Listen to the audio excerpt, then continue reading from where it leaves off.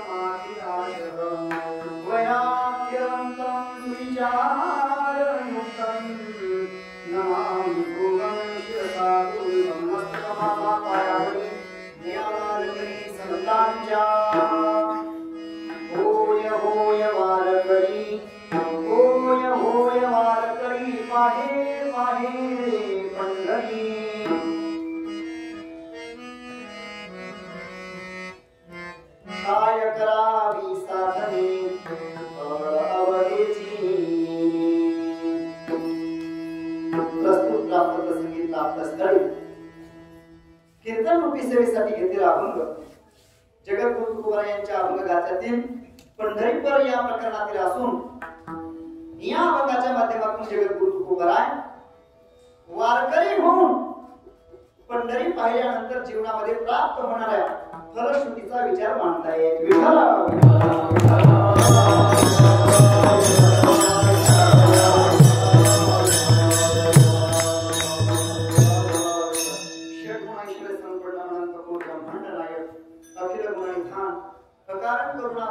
भगवान पंढरीश पांडुरंग परमात्मा कैवल्य साम्राज्य चक्रवर्ती विश्वमौली ज्ञानोबाराय भक्त शिरोमणी नामदेवराय शांतिप्रभू एकनाथ महाराज संत हृदय सम्राट विश्ववंद्य विश्वसंत विश्वभूषण श्रीमंत श्री जगद्गुरु तुकोबाराय स्वानंद सुखनिवासी सद्गुरु जोग महाराज आदी करून सकल संतांच्या कृपा आशीर्वादाने परम पूजनीय परम श्रद्धेय हरिभक्ती परायण प्रकाश बाबा जंजिरे यांच्या मार्गदर्शनाने यांच्या सहवासामध्ये जगद्गुरु तुकोबा यांच्या अनुष्ठानाने परम पावन झालेला हा श्री क्षेत्र भंडारा डोंगर, ज्या ठिकाणी जगद्गुरु तुकोबारायांची अभंग वाणी प्रस्फुटित झाली, ज्या ठिकाणी जगद्गुरु तुकोबारायांची गाथा निर्माण झाली, असं हे अत्यंत प्रासादिक स्थळ.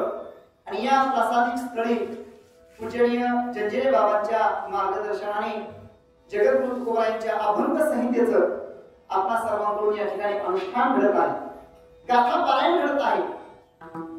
हा फार मोठा भाग्याचा योग आहे. तसं आपल्या या उत्सव समिती सर्व कर्जत परिसरातील समस्त गावकरी, पिंपळवाडी, धारवाडी, कुळधरण, तळवडी, बारडगाव तथा सर्व पंचक्रोशीतील सर्व भाई भक्तांच्या सहकार्याने, सहभागाने, सहयोगाने संपन्न होत असणारा हा भक्ती महोत्सव, अखंड हरिनाम सप्ताह, अनेक तीर्थक्षेत्राच्या ठिकाणी ही परमार्थाची साधना सप्ताहाचे कार्यक्रम आपण अनेक ठिकाणी करत आलो आहोत. श्री क्षेत्र काशी, श्री क्षेत्र रामेश्वरम, श्री क्षेत्र द्वारका, श्री क्षेत्र पशुपतीनाथ, श्री क्षेत्र केदारनाथ, श्री क्षेत्र जगन्नाथपुरी, जवळजवळ भारत देशातील सर्व तीर्थक्षेत्रांच्या ठिकाणी श्री क्षेत्र हरिद्वार, सर्व तीर्थक्षेत्रांच्या ठिकाणी अखंड हरिनाम सप्ताह या सर्व भाविक भक्तांच्या माध्यमातून, सहकार्यातून पूजनीय जंजिरे बाबांच्या मार्गदर्शनाने अखंड हरिनाम सप्ताह झाले आहेत. या ठिकाणी देखील भंडारा डोंगरावर देखील मला वाटते 3 वर्षापूर्वी अखंड हरिनाम सप्ताह झाला होता. पूजनीय बाबांच्या हाताने सेवा करण्याचा योग प्राप्त झाला होता. आणि या वर्षीही मोठ्या भक्तिभावाने, श्रद्धेने, आदराने कर्जत परिसरातील पंचक्रोशीतील ही सर्व भाविक भक्त मंडळी या ठिकाणी येऊन जगद्गुरु तुकोबारायांच्या गाथेचा अनुष्ठान पारायण करत असताना आज आपण सर्वजण तृतीय दिवसाच्या कीर्तनसेवेमध्ये उपस्थित आहोत.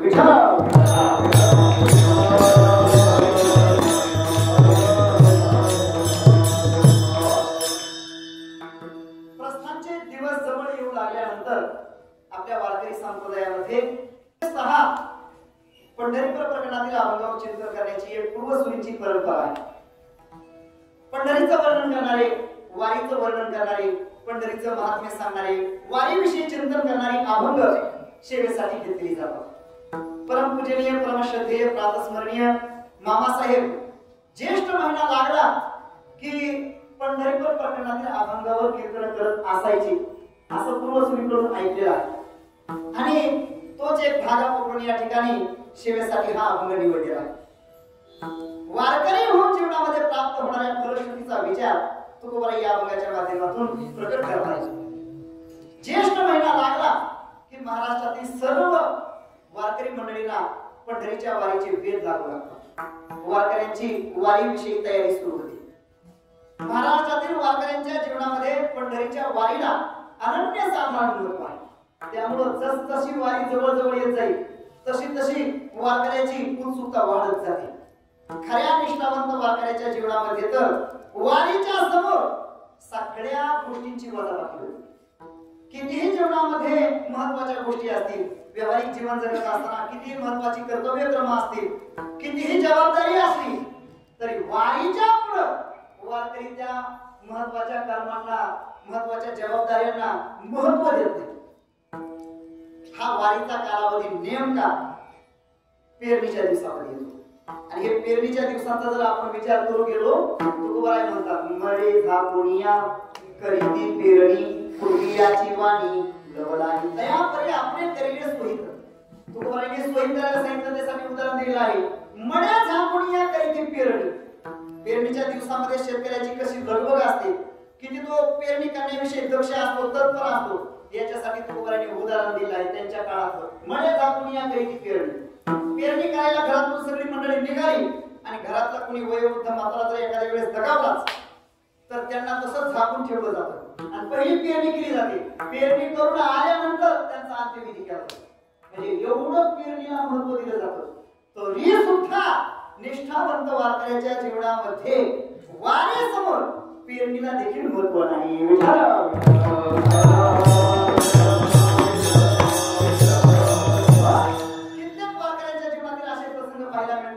शेतामध्ये पेरणी चालू आहे आणि रस्त्याने वारकऱ्यांची दिंडी पंढरपूरला चालली आहे.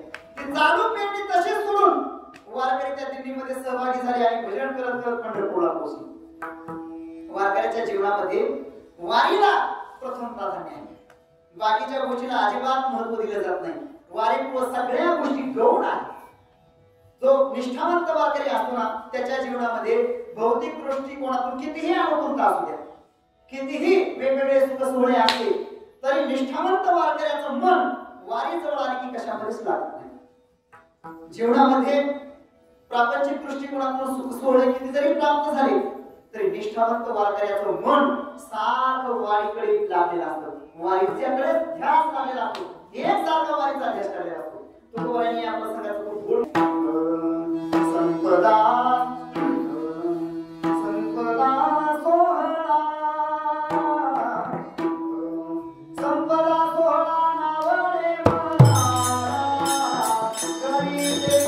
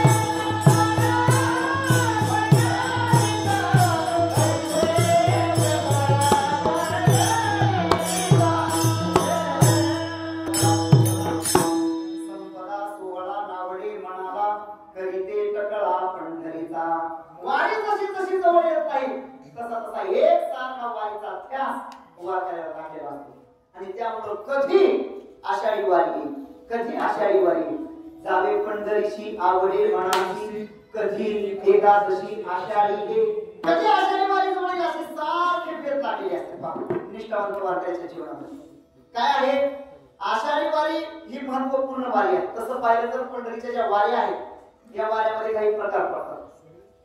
प्रमुख 4 वाऱ्या आहेत. तसं तर काही काही वारकरी मंडळी महिना वारी करतात, महिना पंढरीची वारी करतात. या वारकऱ्यांमध्ये सुद्धा काही असे प्रकार आहेत पायी महिना पंढरीची वारी करतात. कारभारी वारकऱ्यांच्या मध्ये काही असे निष्ठावंत वारकरी म्हणते किंवा अजूनही ज्या वारकरी मंडळीमध्ये चालणारी वारकरी आहेत.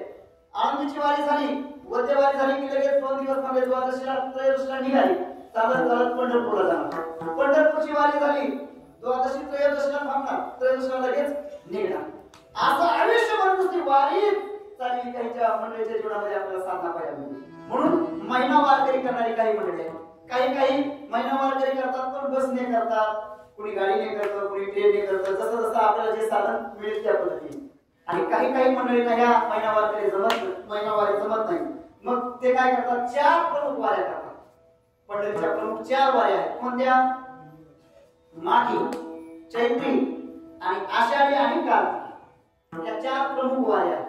या 4 जरी जमत नसल्या तरी भगवान परमात्मा सांगतात बाबा रे, या 4 जमत नसल्या तर किमान पक्षी 2 तरी करा. भगवान परमात्मा बोलतात आषाढी कार्तिकी विष्णुनका सांगत असे बोध पांडुरंग. आणि या 2 वाऱ्यामध्ये देखील महत्वपूर्ण वारी म्हणजे आषाढी वारी.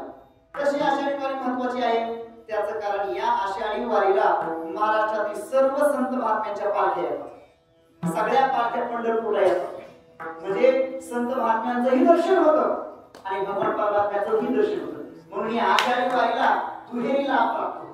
म्हणून महत्वाची आहे आषाढी वारी. आणि ही सारखी आषाढी वारी जवळ आल्यानंतर वेद लागतात वारकऱ्याला. कधी जाईल वारीला, कधी पोहोचेल पंढरपूरला, अशी त्याच्या मनामध्ये तळमळ निर्माण होते.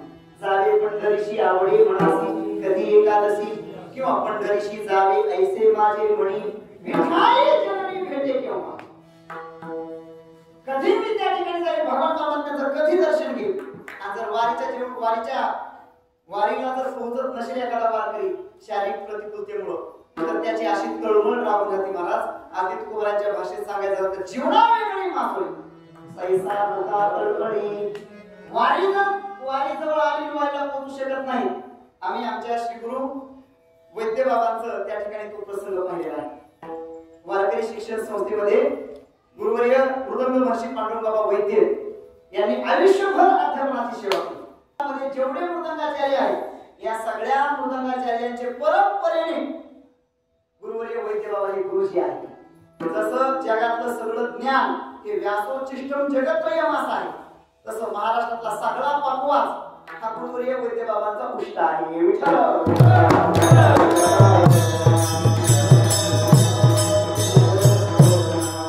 वारी जवळ आली आणि चांगला जवळून तो प्रसंग पाहिला बाबांचा. वारीच्या तळमळीत वारी जवळ आली, प्रस्थानचे दिवस जवळ आले, आमचे पाठ सगळे घेतले आणि परीक्षा घ्यायची तेवढ्यात बाबांची प्रकृती खालावली, बिघडली प्रकृती. बाबांनी सांगितलं आपण परीक्षा वारीहून आल्यानंतर घेऊ.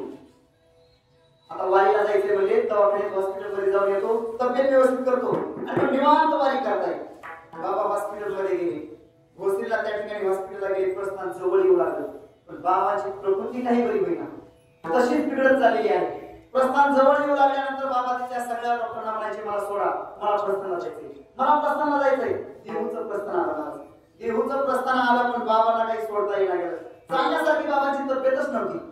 बाबा सारखी तळमळ करू लागले, कारण या देहूच्या प्रस्थानाला बाबांना एक मानाचा नारळ मिळत असायचा, संस्थानकडून शेवेचा नारळ मिळत असायचा. बाबांनी सांगितलं, जवळ असणारे अज्ञात महाराज गोपाळ त्यांना सांगितलं तुम्ही जा तो नारळ घेऊन या. तो नारळ घेतला, अज्ञात महाराजांनी नारळ घेऊन हॉस्पिटल मध्ये आले, असा जवळ घेतला, डोक्याला धरला आणि गुरुवर्य वैद्य बाबा रडू लागले, तू बरं आहे, माझं हे प्रस्थान चुकलं, माफ करा, प्रस्थानाला येऊ शकलो नाही. पण आता दुसऱ्या दिवशी ज्ञानोबरायांचं प्रस्थान, ज्ञानोबरायांचं प्रस्थान, तुकोबरायांचं चुकलं ते चुकलं, पण ज्ञानोबरायांच्या प्रस्थानाला जायचंच, काही होऊन जायचंच. तिथल्या डॉक्टरांना इतकं बाबा बोलायला लागले, मला सोडा सोडा. जवळ एक सिस्टर आले, बाबांचा स्वभाव तापत होता, एक ठेवून दिली डॉक्टर सिस्टरच्या तोंडामध्ये, काही करा मला जायचंय म्हणे, सोडा. आता बाबाची जाण्यासाठी परिस्थितीच नव्हती मला, पण ती तळमळ त्यांची, किती तळमळ, किती तळमळ. दररोज मग आता आपलं प्रस्थान झालं, आज पुण्याला आहे, आज सासवडला, आज जेजुरीला, वाला, असं करत करत दोनला पालखी सोहळा पोहोचला आणि श्री गुरु मारुती बाबा पालखी सोहळ्याला जायला निघाले. जात असताना बाबांना भेटावं म्हणून त्या ठिकाणी भोसरीला आले. हॉस्पिटल मध्ये मारुती बाबा भेटण्यासाठी गुरुवर्य वैद्य बाबांना आले. खूप त्या ठिकाणी बाबांना भरून आलं, कारण हे निष्ठावंत वारकरी वैद्य बाबांच्या जीवनामध्ये ती शेवटची चुकलेली वारी, तोपर्यंत कधीच वारी चुकलेली नाही. मारुती बाबांना ते पाहावं लागलं. बाबा बराच वेळ तिथं थांबले आणि जाताना वैद्य बाबा म्हटले तुम्ही चला पुढे, म्हटले मी मागून येतोच, म्हटले येतोच, म्हणजे चला पुढे. आणि मला प्रकृती काही बरी होत नाही, बिघडत बिघडत चाललेली आहे. बाबा दररोज संध्याकाळी म्हणायचे आज बरड आहे, आज फलटण आहे, आज नातेपुते आहे, असं बाबा सारखे दिवस खूप राहिले पंढरीच्या वारीच्या वाटेचे. आणि नातेपुतेला पालखी सोहळा पोहोचला, त्या दिवशी बाबांना आता समजलं की आपण वारीला पोहोचू शकत नाही, वारी आपली चुकती. ज्या शरीराने वारी आपली उडती आहे ते शरीर ठेवून तरी काय करायचं. आणि भगवान परमात्म्याचं ज्ञानोबरांच्या पालखी सोहळ्याचं चिंतन करत करत करत वैद्य बाबांनी महाराज त्या ठिकाणी प्राणज्योत परमात्म्याच्या चरणी विलीन केली आणि तो दिवस सोडला. लागे माझ ज्वाला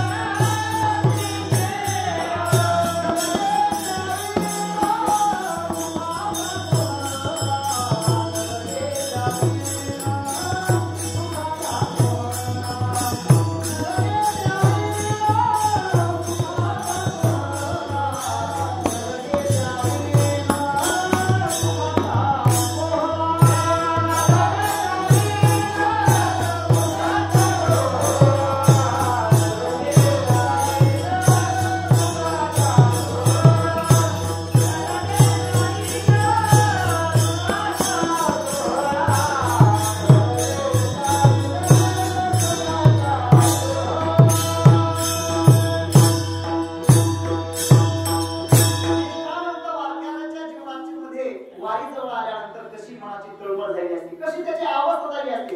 तुकोबाराय म्हणतात न लागे त्यावेळी सुखाचा सोहळा लागे मग ज्वाळा अग्नीची सारी वारीची उत्कंठा लागून राहिली असते. मग असा जो निष्ठावंत वारकरी आहे, जो वारीसाठी आर्त भावाने त्या ठिकाणी वारीची वाट पाहतो आहे, त्या वारकऱ्याची भगवान परमात्मा देखील वाट पाहतो. तुका म्हणे ऐसे अर्थ ज्याचे म्हणे त्याची चक्रपाणी वाट पाहते. तेव्हा अशा निष्ठावंत वारकऱ्यांच्या भेटीसाठीच भगवान परमात्मा विटेवर उभा आहे आणि अत्यंत उतावीळ होऊन त्या वारकऱ्याची वाट पाहतो. वाट पाही उभा विजयावरी कृपाळू तातडी उतावीळ. जगद्गुरु तुकोबारायांच्या जीवनामध्ये वारीच्या साथीला फार विशेष आणि अनन्यसाधारण महत्व आहे. तुकोबारायांनी त्यांच्या जीवनामध्ये पंढरीची वारी ही एकमेव वारी केली, दुसऱ्या कुठल्याही क्षेत्राची वारी केलेली नाही. आणि या वारीच्या साथीने जगद्गुरु तुकोबारायांच्या जीवनामध्ये जी नितराम स्थिती आहे, ब्रह्मस्थिती आहे ती प्राप्त झाली. इतर कुठलीही तुकोबारायांनी साधना केली नाही. तुकोबाराय सांगतात कोणी खाली केली आचरणे मदया कीर्तने बिनणाही.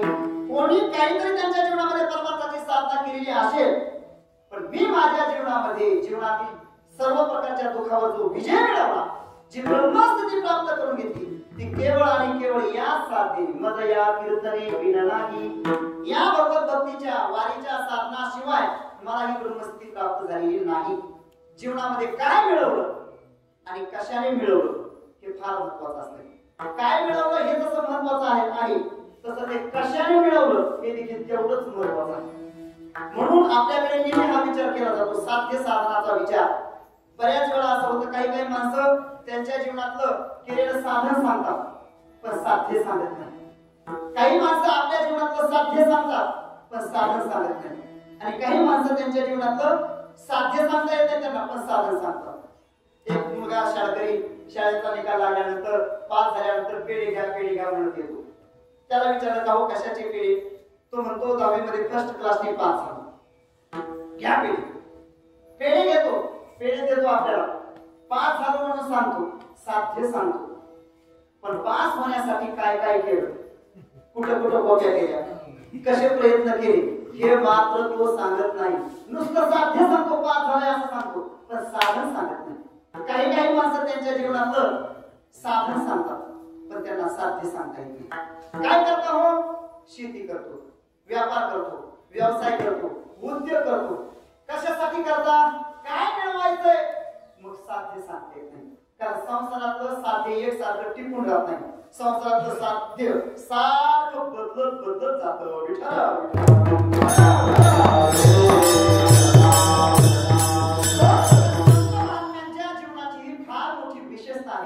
संत महात्मे त्यांच्या जीवनामध्ये केलेलं साधन देखील सांगतात. या साधनाने आम्ही आमच्या जीवनामध्ये ही ब्रह्मस्थिती प्राप्त करून घेतली. साधनाचाही निर्देश करतात आणि साध्याचाही निर्देश करतात. काय मिळवलं, कशाने मिळवलं हे सांगतात, काय मिळवलं हे देखील सांगतात. काय मिळवलं तुकोबाराय? तुम्ही तुमच्या जीवनामध्ये वारीच्या साथीने काय मिळवलं? तुकोबाराय सांगतात काय मिळवलं म्हणजे काय मिळवायचं शिल्लक राहिले आमच्या जीवनात. कृतकृत्य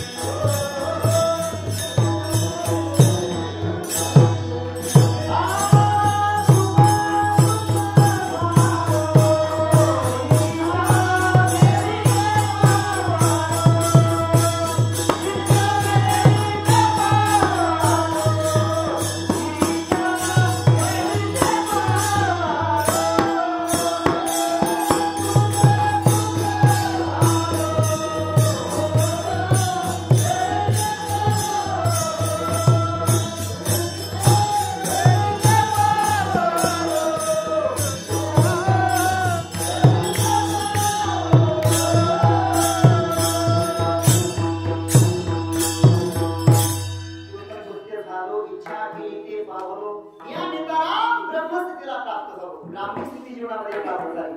आता काहीही शिल्लक राहिले नाही. आत्मानं चेत् विजानीयात् अयम् अस्मीति पुरुषः किमिच्छं कस्य कामाय शरीरं पंचदशिका वर्णन करतायत. ही निरंकुशाकृती जीवनामध्ये प्राप्त झाली. कृतं कृत्यं प्रापणीयं प्राप्त. कशाने प्राप्त झाली?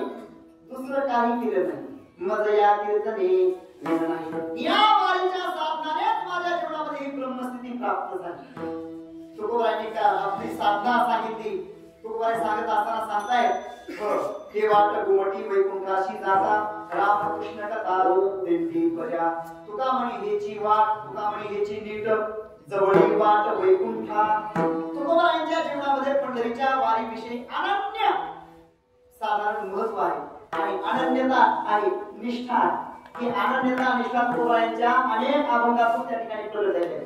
तुकोबाराय सांगतात कोणाला त्यांच्या जीवनामध्ये कोणती साधना करायची असेल तर ती करू द्या, कोणाला इतर मार्गाला जायचं असेल तर जाऊ द्या, पण आम्ही मात्र आमच्या जीवनामध्ये पंढरीची वाट सोडून दुसऱ्या वाटेला चुकवून देखील आम्ही जाणार नाही.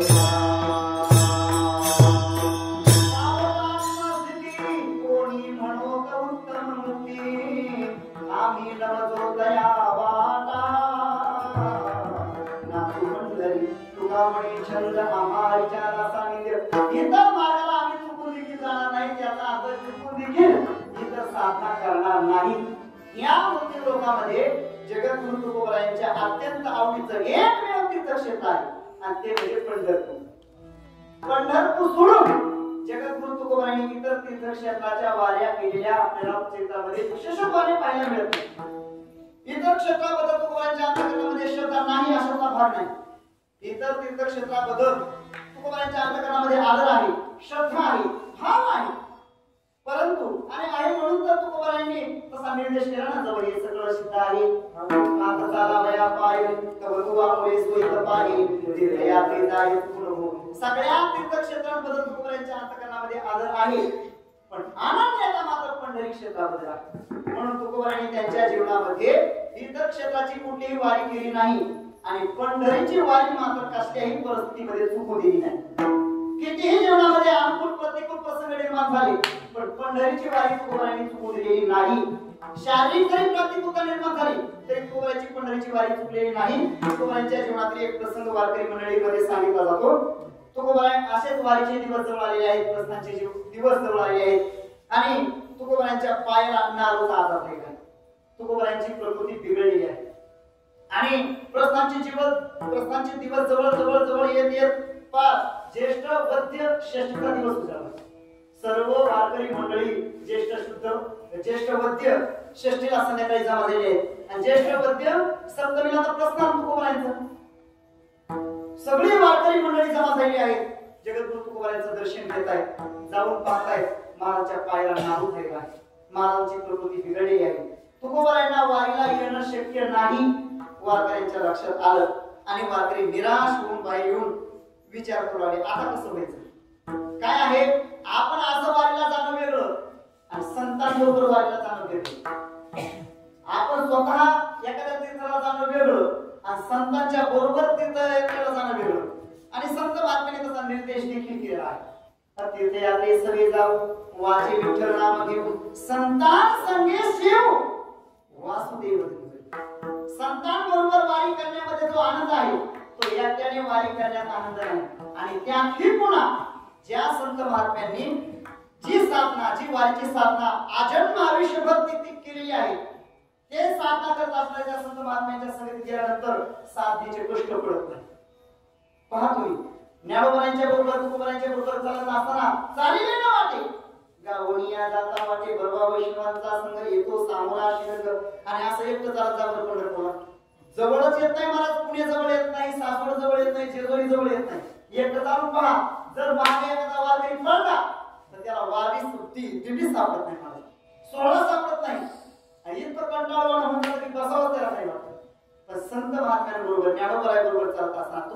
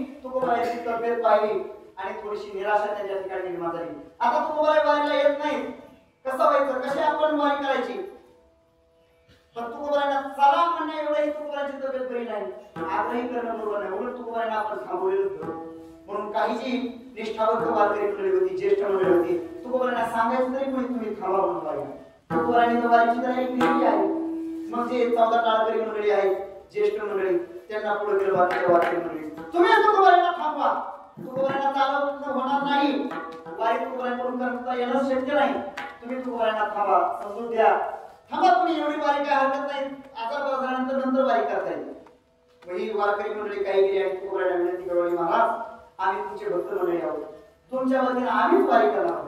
पण तुम्ही वारीला येण्याचा आग्रह धरू नका. तुमची तब्येत बरी नाही, तुम्ही जर चालत राहिला तर हा आजार अजून वाढत जाईल. म्हणून तुम्ही थांबा. पण तुकोबाराय महाराज तुकोबाराय म्हणतात पडता वेळ भारी नेमा नटळे निर्धारी. तुका म्हणे नेम प्राणासमसाठी तरीच या गोष्टी मी तुझ्या वारी चुकायची नाही. काही हो वारी चुकणार नाही. वारीला मी जाणार, तुमच्या बरोबर मला चालवणं होणार नाही, तुमच्या वेगाने मला चालता येणार नाही. तुम्ही तुमच्या वेगाने भजन करत करत दिल्लीमध्ये पुढे चाला, मी दिल्लीच्या माग हळूहळू चालत राहतो. पण वारीला मी येणारच. दुसऱ्या दिवशी प्रस्थान झालं. प्रस्थान झाल्यानंतर वारकरी मंडळी पंढरपूरकडे निघाले. म्हणा दुसऱ्या दिवशी पुन्हा निघाल्यानंतर वारकरी चाललेले आहेत, दिंड्या चाललेल्या आहेत. पण तुकोबारायांना त्या दिंडीमध्ये सर्व वारकऱ्यांबरोबर चालता येणार गेलं. तुकोबाराय मागं पडले आणि मागं पडले तरी तुकोबाराय त्या ठिकाणी भजन करत करत चाललेले आहेत. असं करता करता वारकरी मंडळी पुढे पुढे एक दोन मुकामाने तुकोबाराय माग. असं करता करता आता तो आजार पायालाच राहिला असल्यामुळं अधिकच चालल्यामुळं वाढला आणि तुकोबारायांना चालणंच होईना गेलं. फलटण आलं मला. फलटण आल्यानंतर मात्र तुकोबारायांची फार मात्र गरीब गाठा अवस्था झाली. तुकोबाराय त्या ठिकाणी थांबले. पण तो दिवस होता दुसऱ्या दिवशी दशमी आणि त्या दिवशी तुकोबाराय नवमीला पोहोचले. फलटणला वारकरी मंडळी तर सगळी वारकरी वाकीला जाऊन पोहोचले आहेत. आता आपण दशमीला पोहोचणार नाही तुकोबारायांच्या लक्षात आलं आणि तुकोबारायांना सारखी गुडगुड लागून राहिली. वारी आपली चुकते. काय आहे निष्ठावंत वारकरी जो आहे ना, तो निष्ठावंत वारकरी दशमीला पंढरपूरला असतो.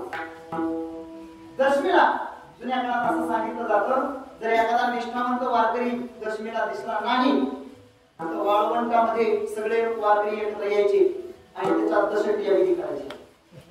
पूर्वीच्या काळामध्ये काही हे संप्रदायात काही साधनं नव्हती. ज्या वारकरी आला नाही त्या आरतीत काहीतरी बरं वाईट झालेलं आहे. मग त्याच्याबद्दल आपण काहीतरी श्राद्ध कर्म केलं पाहिजे. म्हणून सगळे वाळवंटामध्ये एकत्र यायचे आणि श्राद्ध विधी कर्म करतात. तुकोबारायांना फार वाईट वाटू लागलं. काय करायचं, आपण पोहोचणार नाही. अशा अवस्थेमध्ये उद्विग्न अवस्थेमध्ये तळमळ करत करत तुकोबाराय झोपलेले आहेत. एका मारुतीच्या मंदिरामध्ये खडखडला. आता तुकोबाराची ही जी तळमळ आहे ही तळमळ देवापर्यंत पोहोचली माणूस. असा एक न्याय आहे. तुका म्हणे येते विषय तेथे तैसे असेल. आपण ज्या व्यक्तीविषयी अपेक्षा करत असतो, ज्या व्यक्तीविषयीची भेटीची अपेक्षा करत असतो, त्या व्यक्तीला देखील आपल्याला भेटावं असं वाटत असतं. आणि आपण प्रमाण पाहून आलो, वाटप आहे वा भेटीची आवडी कृपाळूता तरी उतारली. तुकोबारांची ही चाललेली घाणवेळ अवस्था भगवान परमात्म्यापर्यंत पोहोचली आणि भगवान परमात्माच विचार करू लागले. आता तुकोबाराय पोहोचू शकत नाही, तुकोबाराय येऊ शकत नाही, पण आपण तुकोबारांना आपल्याकडे येता येत नाही ना. इतके दिवस तुकोबाराय आपल्याकडे आले, आता आपण तुकोबारांकडे जाऊ. म्हणून भगवान परमात्मा दशमीच्या दिवशी सकाळी तुकोबाराय ज्या मारुतीच्या मंदिरामध्ये पडलेली होती त्या ठिकाणी जाऊन उभी राहिली. तुकोबारायांना मोठीने हात मारले. तुकोबाराय उठा, मी आलोय, उठा पहा. तुकोबाराय एकदम गरीब गात्र अवस्थेमध्ये लहान अवस्था झाली आहे तुकोबाराची. रोज डोळे उघडले तुकोबारायांनी. भगवान परमात्म्याला समोर पाहिलं मारू. तात्पर्यंत तुकोबाराय उठून बसले. भगवान परमात्म्याला साष्टांग प्रणिपात केला, दर्शन घेतलं. प्रथम वेची आलिंगन, मग चरण वंदावे. आणि मग भगवान परमात्म्याला पाहिल्यानंतर तुकोबारायचे अष्टसात्विक भाव जागृत झाले. डोळ्यामध्ये पाणी येते. देवा तुम्ही या ठिकाणी आलात. हो तुकोबाराय, आता तुम्ही वारीला येण्याचा आग्रह धरू नका. तुमची वारी पूर्ण झाली, माझी भेट झाली, माझं दर्शन झालं. आता पंढरीला येण्याचा आग्रह धरू नका. तुमची तब्येत बरी नाही, 2-4 दिवस इथंच थांबा. बरे झाल्यानंतर देवला परत जा. वारी तुमची पूर्ण झाली. तुकोबाराय म्हणते नाही देवा, तसं नाही चालायचं. तुमचं एकाचं दर्शन, तुमचं एकट्याचं दर्शन झालं म्हणजे माझी वारी पूर्ण होते अशातला काही भाग नाही. माझ्या आवडीच्या यादीमध्ये फक्त तुम्ही एकटे नाही. तुमची भेट झाली म्हणजे माझी वारी पूर्ण होत नाही. पंढरी क्षेत्राचं मला दर्शन घ्यावं लागतं, चंद्रभागेचं स्नान करावं लागतं, पुंडलिकाचं दर्शन घ्यायचं आहे, प्रदक्षिणा करायची आहे, चंद्रभागे स्नान, विदत्व हरिकथा, समाधान चित्ता सर्व काळ. हा सगळा पंढरीचा विधी घडल्याशिवाय माझी वारी पूर्ण होत नाही. देवालाही धक्का बसला. तुकोबाराय तुमच्या आवडीच्या यादीमध्ये मी नाही म्हणजे तुम्ही आहात, पण फक्त तुम्ही एकटे नाही. अहो तुम्ही तर बोलता का नाही, त्याच्या आवडीने आवडी तरी हो देवा, तुझ्यासाठी सगळं आवडते, पण ते बाकीचा सगळा तीर्थक्षेत्राचं दर्शन घेतल्याशिवाय तुमची वारी पूर्ण होत नाही. माझ्या आवडीच्या यादीमध्ये एकटे तुम्ही नाही.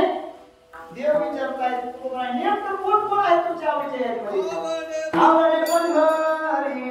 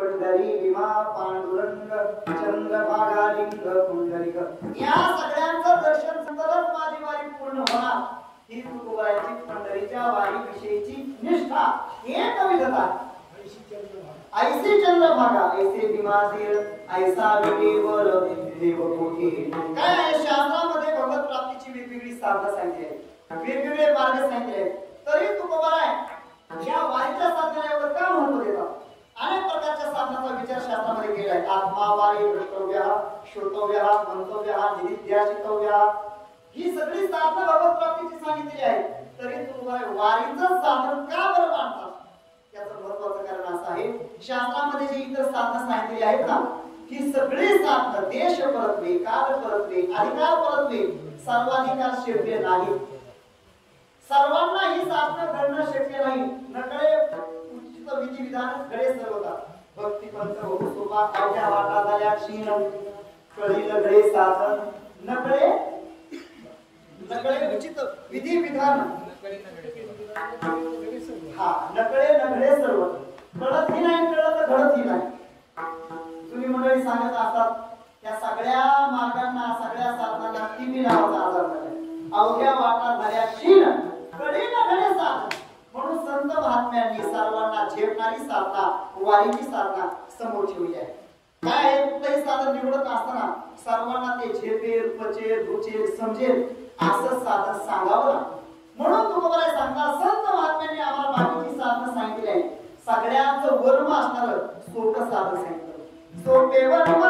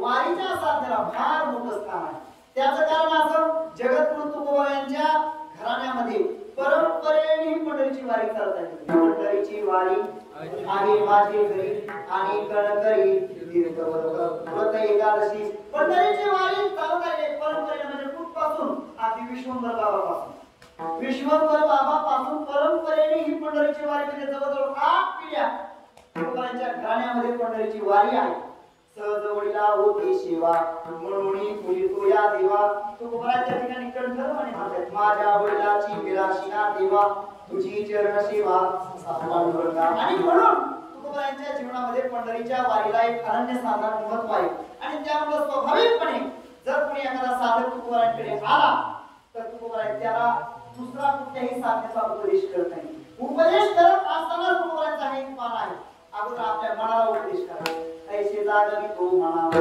सैसे जना सहित नाही तर बऱ्याच वेळा असं होतं परोपदेशे पांडित्य माणसं दुसऱ्याला पंढरीच्या वारीचा उपदेश करतात आणि आषाढी एकादशीला हे गावामध्ये भजन करतात असं नाही तुकोबारायांनी स्वतःच्या मनाला देखील हा पंढरीच्या वारीचा उपदेश केला म्हणा तू एक काम कर तो आहे ना नेहमी असं चिंतन करत काय चिंतन करायचं महाराज काय नाही तू असं फक्त दररोज म्हणायचं मी पंढरपूरला जायचंय देवाला मला पाहिजे देवाचं दर्शन घ्यायचे चंद्रभागेचं स्नान करायचे असं तू दररोज संकल्प करत जा मना एक करी म्हणे मी जाईन पंढरी उमाविकेवरी तो पाहेन सावळा असा नुसता संकल्प करत जा एक ना एक दिवस तुझा संकल्प पूर्ण होईल आपल्या मनाला देखील तू वारीचाच उपदेश करतात आणि आत्यंतिक हितासाठी आत्यंतिक कल्याणासाठी जर कोणी एखादा भाविक भक्त आला कोणी साधक आला तो जर आत्यंतिक कल्याणासाठी एखादा साधन विचारला तर त्याला देखील तुकोबा तुकोबा आहे आज सेवेसाठी घेतलेलं वारीचं साधन सांगताय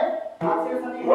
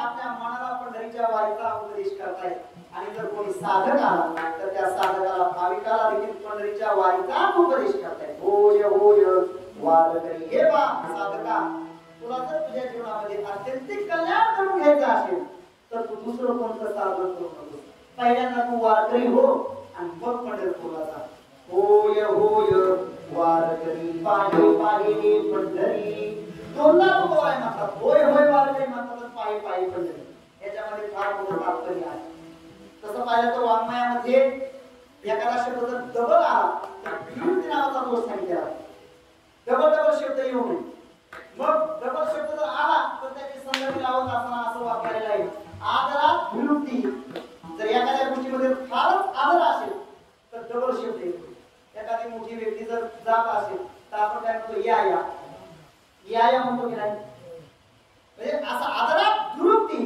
आता तुकोबारांच्या जीवनामध्ये पंढरीच्या वारीला किती मोठा आदर आहे म्हणून होय होय वारकरी पायी पायी पंढरी वारकरी हो आणि पंढरपूर पहा वारकरी हो आणि पंढरपूर पहा या म्हणण्यामध्ये फार मोठं तात्पर्य आहे कारण का पंढरपूरला जे जाणारे आहेत ते सगळे वारकरी होऊन जात नाहीत आपल्याला सगळ्याला माहिती आहे सगळे पंढरपूरला जाणारे वारकरी नसतात पंढरपूरच्या वारीला येणारे बहुतांश लोक तर हौशे नवशे गवशे असेच असतात काय हौशे लोक असतात हे सगळे लोक पंढरपूरला जातात गावातले लोक जातात चला बरं एका तरुणच करू म्हणून असे हौसाने काही आलेले असतात काही नवसाने आलेले असतात मुलाचं लग्न लागू दे मुलाला नोकरी लागू दे 5 वाऱ्या करी कोर्टाची वारी थांबू दे 5 वाऱ्या करी असा काहीतरी नवस केलेला असतो असा नवस घेऊन काही 900 आले असतात आणि काही 900 असतात 900 म्हणजे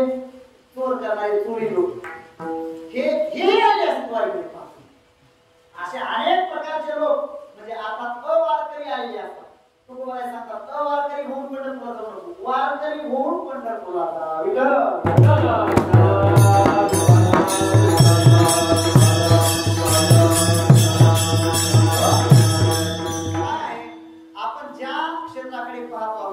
ज्या क्षेत्राकडे ज्या भूमिकेतून आपण जात आहोत त्यावर आपल्याला अवलंबून आहे काय दिसणार आहे काय दिसणार आहे, कसं दिसणार आहे, आपण ज्या भावनेने चाललो आहोत त्याच्यावर अवलंबून आहे. बरीच मंडळी पंढरपूरला येतात, सुशिक्षित मंडळी, आणि ते म्हणतात हे कीर्तनकार महाराज लोक सांगतात गावोगावी पंढरची जारी हऱ्या संसारा सगळे सांगतात. काय पंढरकारांचं नुसते गाणंच आहे. ते जे लोक आलेले असतात ते चर्मचक्षुने पाहत येतात पंढरीला. पंढरीला पाहत असताना चर्मचक्षुने पाहू नये, भावचक्षुने पाहू, श्रद्धेने पाहू. आता तू पंढरीला घाण पाहायला आलास का देव पाहायला आलास? देव पाहायला आलास का देव पाहिजे का घाण पाहिजे? तर ज्याची जशी भावना असते त्याला तसं त्या ठिकाणी दिसत असतं. विठ्ठल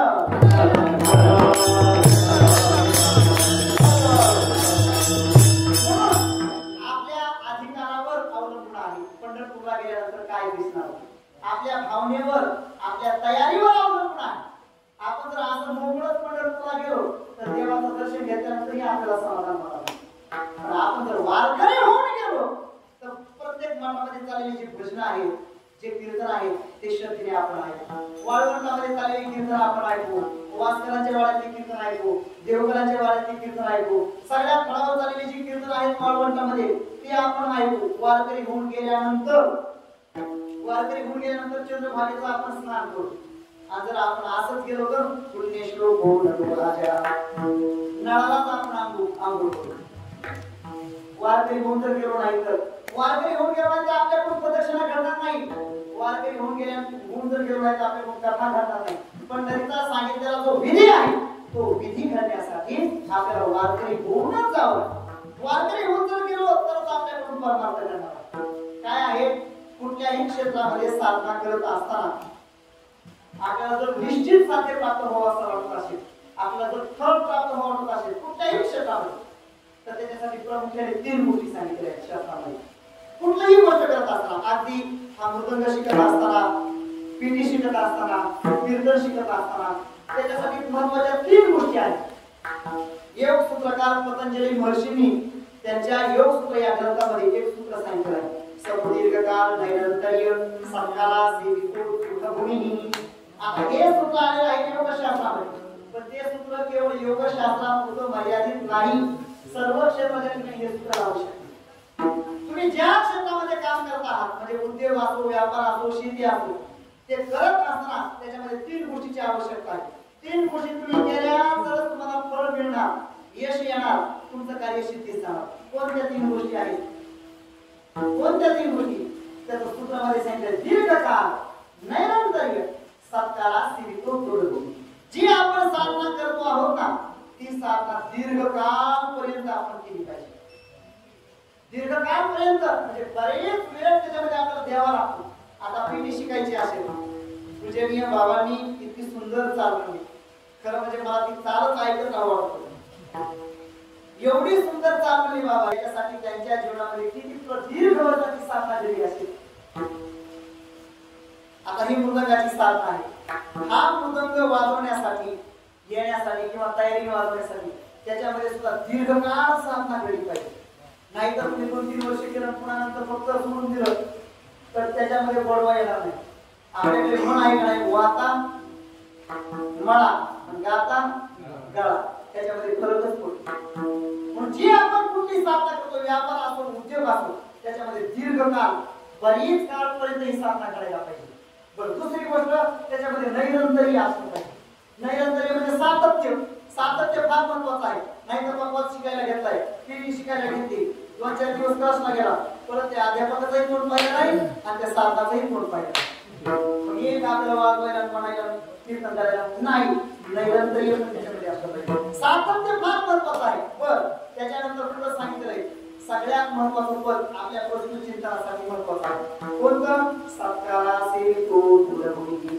जे तुम्ही साधन करता आहात, साधन अत्यंत आदरपूर्वक केलं पाहिजे, श्रद्धेने केलं पाहिजे.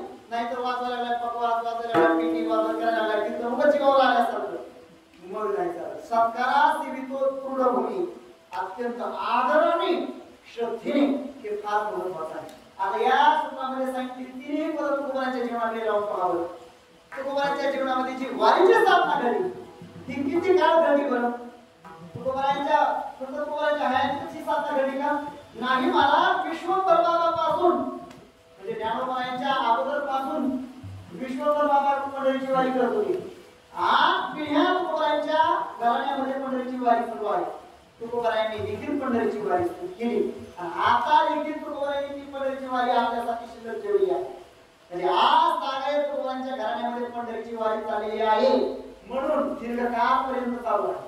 त्यानंतर नाही नंतर बरं वारी चालू आहे पण 2-4 मध्ये वाऱ्या नाही तर लॉकडाऊनच्या वारीला खंडितच आहे. लॉकडाऊन पडलं मग आता कसं जायचं वारीला. मग जाऊ द्या आता ह्या लॉकडाऊनचा फायदा तर काही लोकांनी किती उठवला माळा काढून टाकल्या. डॉक्टरांनी सांगितलं त्यांना माळा काढून टाका परत वाचता. त्या लॉकडाऊन मध्ये बरेच माळकरी अमाळकरी झाले. माळकरी सुद्धा मग तुकोबाराची वारी काही चुकली का लॉकडाऊन मध्ये नाही. लॉकडाऊन मध्ये देखील तुकोबाराची वारी झाली. महाराज आमचे परमपूज्य श्रद्धेय गुरुदेव पांडुरंग बाबा फुले यांच्या जीवनामध्ये वारीची फार मोठी साथ आहे. फार निष्ठेने वारी करतात. जवळजवळ आता ही त्यांच्या जीवनातली 64वी वारी आहे. 64 वाऱ्या त्यांनी अखंडितपणे अव्याहतपणे केल्या. कसलीही वारीच्या साधनेमध्ये त्यांनी खंड पडली नाही. कितीही मोठं कार्य असेल गाथा मंदिरासारखं जागतिक कीर्तीचं कार्य त्यांनी उभं केलं. अर्थात अविश्रांत परिश्रमातून हे सगळं कार्य करत असताना वारीमध्ये मात्र तडजोड नाही. एवढं सगळं करत असताना एखादा म्हणू शकतो आता माझ्या पाठीमागे खूप व्याप आहे चला मी आता लोणंदला जातो, खंडूरला जातो, वापीला जातो, वेळापूरला जातो, चला पंढरपूरला जातो असा एखादा म्हणे. पण आम्ही गुरुदेव बाबांच्या जीवनातली 20 वर्ष झाली वारी करतो आणि ही वारीची साधना त्यांची अशी निष्ठापूर्वक आहे. ज्ञानोबाला उठले की उठायचं, चालायला लागल्यानंतर मध्ये पाणी प्यायचं नाही, गुळाचा खडा नाही, चॉकलेट नाही, आपलं तर काय माणूस गांधा जागा नाही, खातच जागा चालू असते. ज्ञानोबाला बसले तरच बसायचं. विसावा जवळ आलेला असतो पाय पिलायला वेळ लागतो, बाकीची ती मंडळी निघून जातात. पण हे तसंच बजेट करतात. ज्ञानोबाला बसल्यानंतर बसायचं, ज्ञानोबाला उठले की उठायचं. अशी अखंडित अव्याहतपणे त्यांच्या जीवनामध्ये पंढरीची वारी 64वी वारी सध्या चालू. लॉकडाऊनच्या काळात तुम्हाला प्रसंग सांगतो. लॉकडाऊन मध्ये असं होतं की सगळे शासनाने ठप्प केलं होतं, कोणालाही पंढरीला ते सोडत नव्हते. पण त्या लॉकडाऊनच्या काळामध्ये देखील बाबा वारीसाठी निघाले. जवळच्या मंडळींनी थांबवलं कारण सभाने जाऊ देतच नव्हते ना. पण बाबांची सहानी तळमळ लागली, वारी तर घडलीच पाहिजे. मग काय करायचं, जरा कार्तिकीच्या वेळेस वातावरण थोडं शिथिल झालं. मग कार्तिकीच्या वेळेस बाबा आजचे जे काही साधक मंडळी गुरुकुलमध्ये 10-15 जण त्यांना घेऊन वारीला गेले. महाराज आम्ही सगळे वारीला गेलो त्या लोकांच्या काळामध्ये आणि आम्ही पाहिलं 72व्या वर्षी गुरुदेव बाबा दिवसाला 35 किलोमीटर चालून 7 दिवसामध्ये त्यांनी पंढरीची वारी पूर्ण केली. ही वारीची निष्ठा आहे. लॉकडाऊन पडलं म्हणून वारी थांबली असं नाही.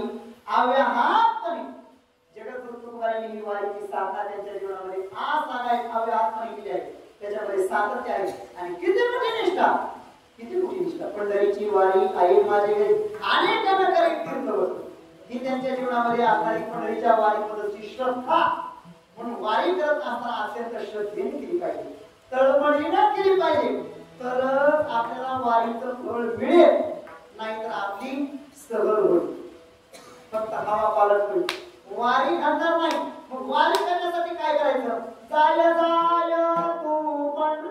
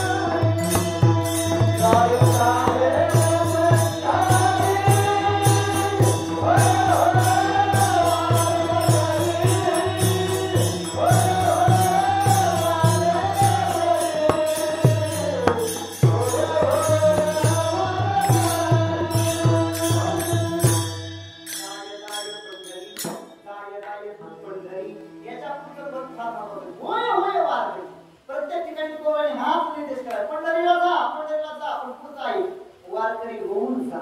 होय होय वारकरी पागे पागे पंढरी. काय आहे शास्त्रामध्ये अशा 7 गोष्टी सांगितल्या आहेत स्कंद पुराणामध्ये. त्या 7 गोष्टीवर जेवढी आपली भावना असेल, जेवढी आपली श्रद्धा असेल, तसंच आपल्याला फळ मिळेल. 7 गोष्टी सांगितल्या. म्हणते ते विजय देवे दैवते देशजे गुरव याकुशी भावना यस्य सिद्धी भवती ताकुशी. ज्याची जशी भावना या 7 गोष्टींवर असेल तसंच त्याला फळ मिळणार. पहिली गोष्ट आहे मंत्र जपत असताना त्या मंत्राविषयी आपली किती भावना आहे, किती श्रद्धा आहे, त्यानुसारच आपल्याला फळ प्राप्त होणार. म्हणते तीर्थला गेलेला आहे. चंद्रभागेला स्नान करण्यासाठी गेला आणि तिथे गेल्यानंतर पाहू लागला किती गडळ पाणी, किती अशुद्ध पाणी.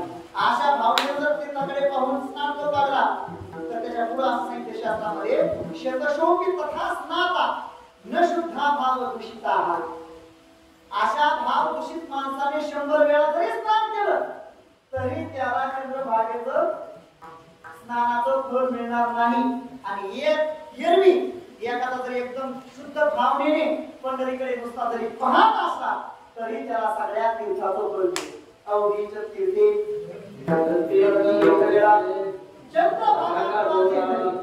पण ते कधी श्रद्धेने भावनेने. आणि जर भावना नसेल प्रत्यक्षात स्नान जरी करत असेल तरी चंद्रभागा स्नानाचं फळ त्याला मिळणार नाही. म्हणते तीर्थे विजय एखादा ब्राह्मण विधी करता बोललेला आहे परंतु त्याच्याविषयी भावना नसेल तर त्याने केलेला विधीही फलद्रूप होत नाही.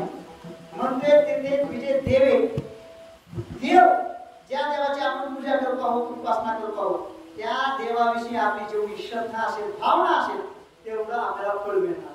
दैवज्ञ जर एखादा ज्योतिष आहे, ज्योतिषाकडे आपण आपलं भविष्य पाहायला गेलो आणि जर आपली भावना नसेल तर ते ज्योतिषी देखील व्यवस्थित ज्योतिष सांगत नाही आणि त्याला सांगितलं ज्योतिष देखील खरं होत नाही. दैवज्ञ भेषजे पुरव पुढे सांगितलं भेषज औषध चांगलं भारीतलं औषध आलेलं आहे पण ते औषध घेत असताना शंका करतोय की औषध घेतल्यानंतर मला फरक पडेल का, त्याचा गुण येईल का, एवढं मागवलं औषध आणले आणि जर फरक पडल्यानंतर काय उपयोग होईल. अशा भावनेने जर तो औषध घेतला तर त्या औषधाचा त्याच्यावर परिणाम होणार नाही. आणि सर्वात शेवटी पद सांगितले गुरव. गुरव म्हणजे गुरु या शब्दाची सप्तमी आहे. गुरव गुरुओ गुरुषु असं हे भाषित चालू. गुरु म्हणजे गुरुवर जशी भावना असेल, जशी श्रद्धा असेल तसंच गुरुकडून आपल्याला जे फळ मिळणार आहे, जे काही प्रसाद मिळणार आहे तो फलद्रूप होणार आहे. त्या एकलव्याजवळ एवढी मोठी श्रद्धा होती, एवढी मोठी भावना होती महाराज, त्याने असा मातीचा पुतळा तयार केला होता. आणि त्या मातीच्या पुतळ्याला तो विचारत असायचा असा बाण मारू का, असा बाण मारू का, तसा बाण मारू का, असं त्या मातीच्या पुतळ्याला विचारून श्रद्धा ठेवून त्या धनुर्विद्येमध्ये एवढा तो निष्णात झाला. अर्जुन देखील त्याच्या पुढे कमी ठरला. एवढी धनुर्विद्या त्याने कमवली. कशामुळं? श्रद्धेमुळे, भावनेमुळे. ज्ञानोबांनी याचा आवर्जून ज्ञानेश्वरीमध्ये उल्लेख केला आहे. श्री गुरुचे नावे माती डोंगरी दया पाशी होती तेने कोळीये ती जगती कवचती. म्हणून भावना फार महत्त्वाची आहे. जशी भावना असेल तसं फळ मिळणार. तुला सर्व साधनाचं फळ प्राप्त करून घ्यायचं आहे ना, त्याच्यासाठी हे साधका, हे भाविक पा तू जात असताना आपण वारकरी होऊन जा. होय होय वारकरी होऊन पंढरपूरला जा. पण का होतो तुम्हाला की बाकीची साधनं करायची गरज नाही का? तुम्हाला तू बाकीची साधनं कशाला करतोस? काही गरज नाही. काय करावी साधने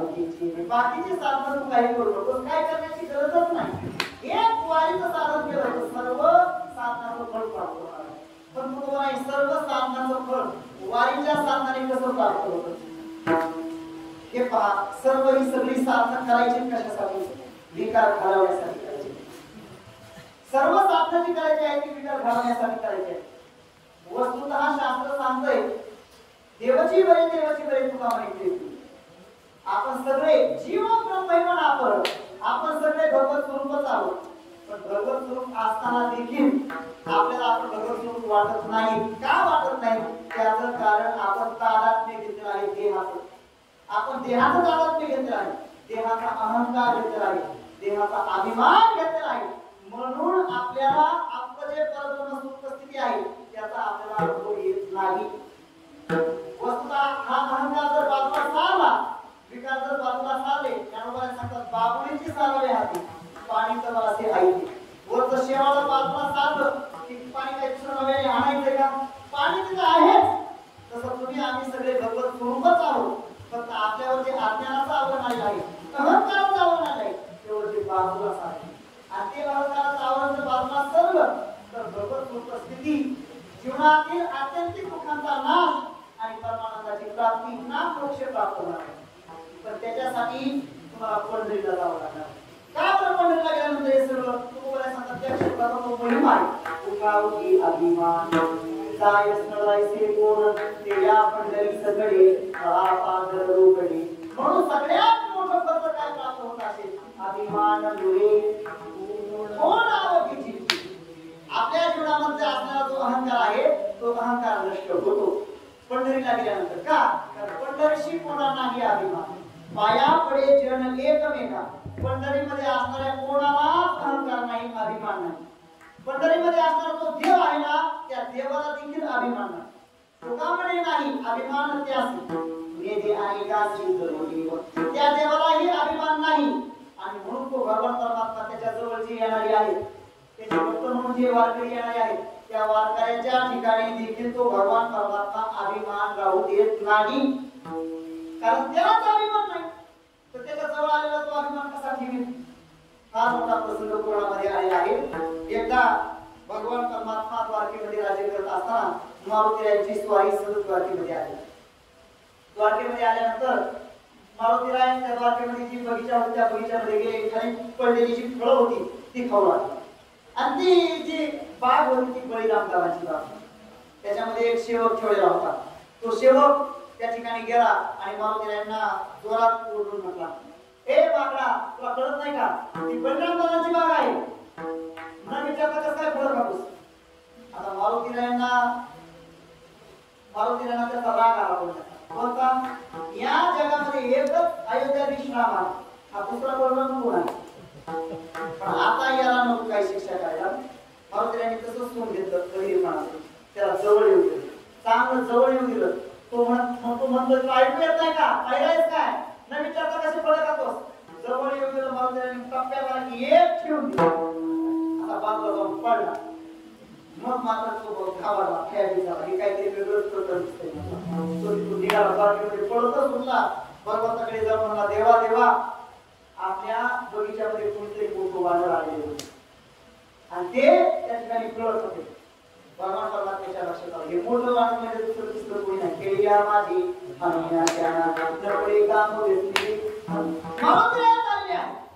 आणि मग भगवान परमात्म्याने जाणलं आता चांगली वेळ आलेली आहे कारण त्या द्वारकेमध्ये दोघांना फार अभिमान निर्माण झाला होता अहंकार निर्माण झाला होता एक गरुडाला अभिमान निर्माण झाला होता आणि एक सत्यभामेला रूपाचा अभिमान निर्माण झाला होता माझ्यासारखी सुंदर सोनवान देवी दुसरी कोणीच नाही आणि गरुडाला अभिमान झाला होता दोन गोष्टीचा एक वेगाचा अभिमान झाला होता माझ्या एवढा वेगवान जगात दुसरा कुठलाच पक्षी नाही आणि मी किती मोठं सामर्थ्यवान आहे शक्तिशाली आहे माझ्यावर या जगाचा चालक मालक असणारा कर्तृत्व मान्यता शक्ती संपन्न असणारा भगवान श्रीकृष्ण परमात्मा बसतो श्रीकृष्ण परमात्म्याला मी वाहतो मी किती बरं संपन्न आहे असा त्या ठिकाणी अभिमान झाला भगवंताला काय आहे सगळ्या गोष्टी सांगतात देवाला बाकीचं सगळं देवाला बोलतो अभिमान मात्र जमत नाही अभिमान अहंकार आला की भगवान परमात्मा बरोबर ऑपरेशनच करतो.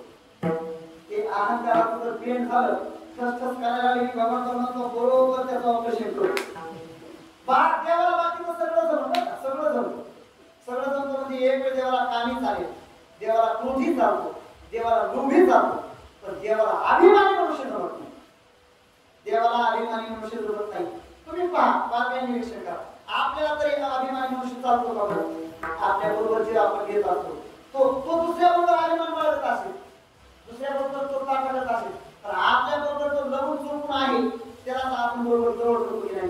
कारण आपल्या जवळ असं ताट वागत असेल तर आपण जवळ करतो का? नाही ना. बाकीचं सगळं त्याचा आपण खपून घेतो, त्याच्या बाकीच्या सगळ्या तसं खपून घेतो, पण अभिमान मात्र कोणालाच चालत नाही. देवाला कसं चालेल? हे सगळं जगत देवाने निर्माण केले. भगवान परमात्म्याच्या लक्षात आला ही चांगली संधी आहे, सुवर्ण संधी आहे गरुडाचा आणि सत्यभामेचा अभिमानाचा चाका दूर करण्याची.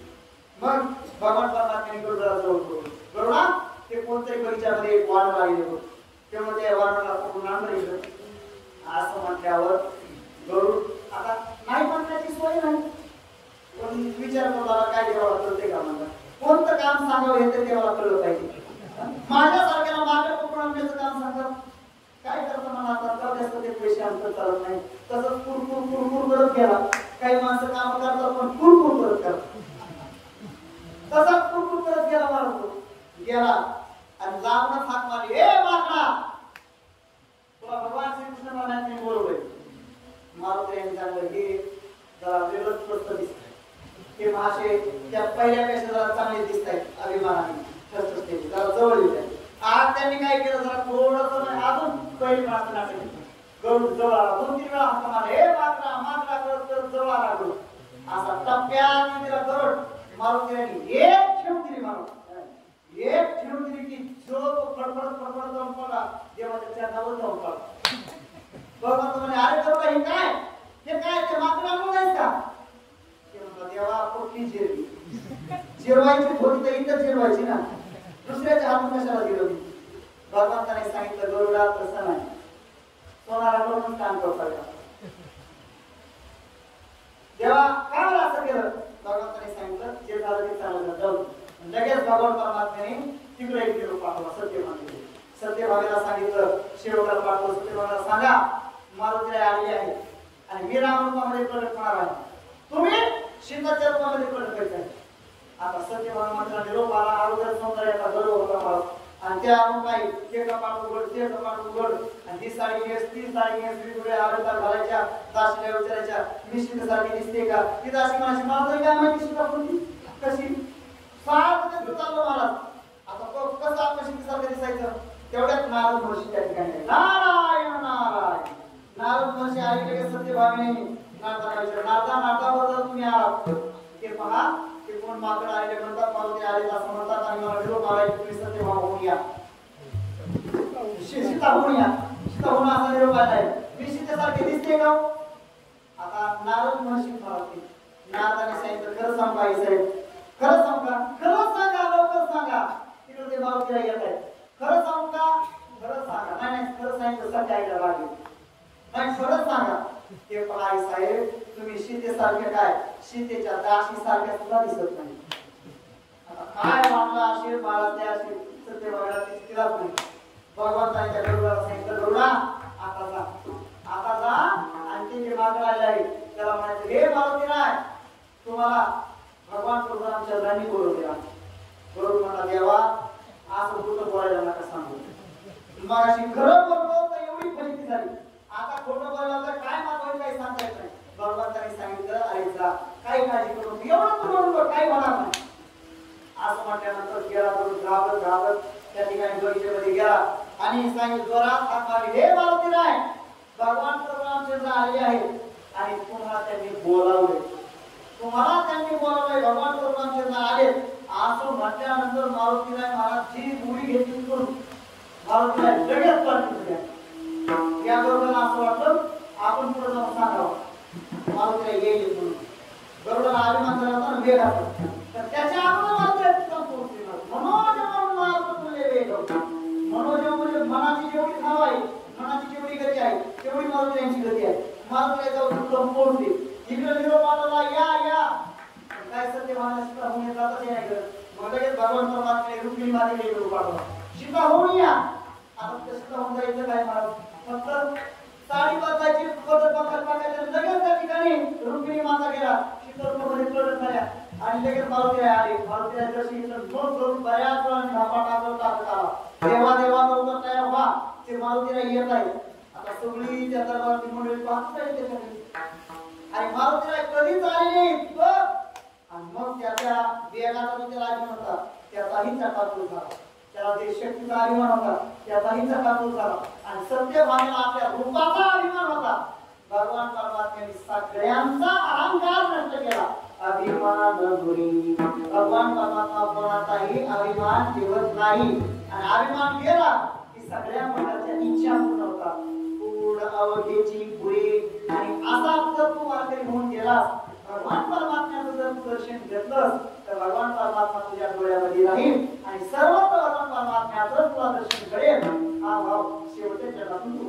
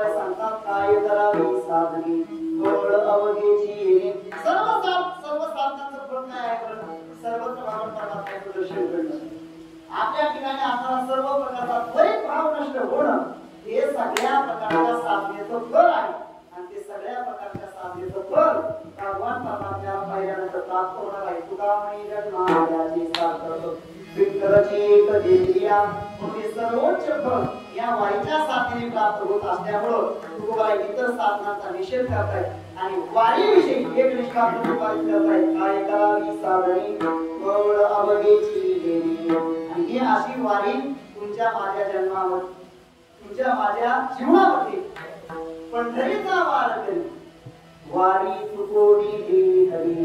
आपल्या जीवनामध्ये कधीही ही वारीची साधना खंडित होऊ नये, वारी कधीही चुकू नये अशी या ठिकाणी आपण जगद्गुरु तुकोबांच्या या अनुष्ठान धामामध्ये श्री क्षेत्र भंडारा डोंगरावर तुकोबांकडे प्रार्थना करू आणि मोठ्या भव्यतेमध्ये परमपूजनीय श्रद्धेय जंजिरे बाबांच्या मार्गदर्शनाने सर्व कर्जत पंचक्रोशीतील सर्व भाविक भक्तांच्या माध्यमातून सहकार्यातून अनेक वर्ष गेली 10 वर्ष झालं वेगवेगळ्या तीर्थक्षेत्रांवर सप्ताह होत असताना या श्री क्षेत्र भंडारा डोंगरावरही 3 वर्षापूर्वी या ठिकाणी सप्ताह झाला होता. 3-4 वर्ष झाली असतील. पूजनीय बाबांनी सेवा दिली होती आणि त्यानंतर बाबांनी पुन्हा आज्ञा केली.